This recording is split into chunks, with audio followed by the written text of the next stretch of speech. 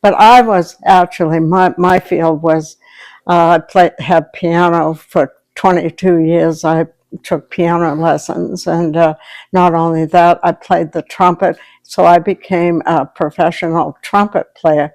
It was, in those days, it was called a virtuoso, and I traveled around giving concerts and actually playing in churches, and I even had my own band and orchestra in the city that I worked in. So I really had quite an experience there. My experience with music in Nashville was that I was a singer, and I had what everybody said was a beautiful voice, and I was always very, what should I say, very self-effacing about my abilities in that area. But as a result, I was called upon a lot to sing solos through my high school years. And one of my big achievements was singing "Santa Claus is Coming to Town" with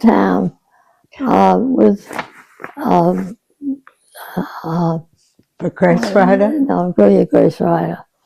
with Grace Ryder. Now, if everybody who's lived in Nashville over the last at least 100 years knows about Grace Ryder, because, of course, not only is the school named for her, but she amounted to being the school under herself. And anyway, so Grace Ryder was one of the leading teachers in the town, and was a teacher for many, many years here. And everybody dreaded the 8th grade because she was a real taskmaster. And she'd tell it like it was, and she was a character anyway. She'd drive up to what we now call we don't even call it the Grace Ryder School anymore, but up to the building that I think is now a home for the veterans. Was it Veterans Home? What were they doing with the Grace Ryder School? Do you know? It was built for junior high school and high school. No, was the building that it became the Grace Ryder. Oh no, it became the Grace Ryder after she died. Oh yeah, after she died. It was built actually for a junior high and high school. I think in the we have it in the book. She was built around 1940. Yeah, I didn't just mean before the war. Yeah. And she had, I'll describe her hair, she had flaming red hair. And she was a character. She and her husband, Herbie, was a little short man, probably no more than 5'7" or 8. No, I don't even think he was 5'7" or 8. I'd say he's probably 5'1" or 2. And he was this little tiny man, always following behind Grace. And she was a portly woman. You knew when she came into the room or your presence, because she was always there. And you didn't even have her. No, I didn't have her. You did. Oh, yes. But, yeah, she'd drive up. She had her husband, Herbie Ryder, and they'd drive up to the front of the school, and she'd get out, and he'd come around and help her with her bags. And she had a little dog.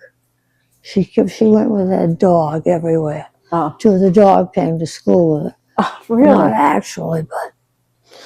So anyway, she was she wasn't the director of music, but she was the music department in the school system at that time, and we're talking the 40s. So anyway, I was supposed to sing this song at our Christmas party at school, and I was scared to death, and didn't think I'd done a good job at all. I worried about it and fretted about it and everything. But lo and behold, years later, I was sitting in a doctor's office up 139 here, and when I came into the office, one of the people there was a person I had known in high school. Her name was Lois Simmons. And she said, well, I've got to get up now and tell you how I've always remembered the song you sang at the gathering of the school. And this would have been at that point 40 years later. So anyway, that's the story partly of Grace Ryder. She did everything. She carried on the sports program for the school. You mean Grace? Oh yeah, Grace Ryder. Yeah. Did I say something? Yeah. Anyway, yeah, and she could bang out anything on the piano, and she had great zest and great enthusiasm for anything, and she did everything. And what she didn't do, there was a teacher by the name of Pansy Stetson, who really was the music director for the school at that time. And poor Pansy, she couldn't hold a light compared to Grace Ryder. So that's the story of Grace Ryder. Anyway. And Grace Ryder was devoted to the boys who had gone overseas in World War II. So Cynthia would tell me stories about Grace Ryder practically every day would bring up the boys. She so adored her boys that had gone off to fight for this country. She was probably one of the most patriotic people in Marshfield at that particular time, because she did lead everything you were doing for the veterans. I know. What's the next question? I was thinking of something else. Okay. Oh, she was on the committee for the Marshfield Fair. Speaking of the fair,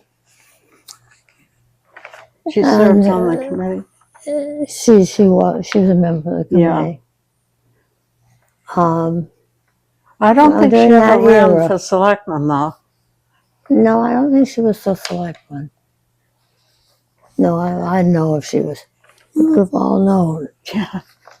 But she was very influential in Marshfield for many years. I think she founded the 60 Plus Club, too, which became quite popular here in Marshfield, talking about social clubs.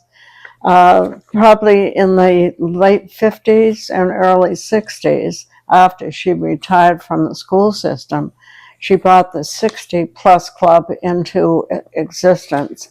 And she worked on the board along with my mother, who was on the board, and became a very social group for people of that age group.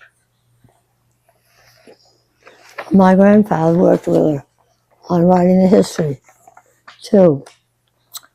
She was a big factor in the creation of the 1940 Red Book history of the town. Yeah. That's true. And she had a lot to do with that.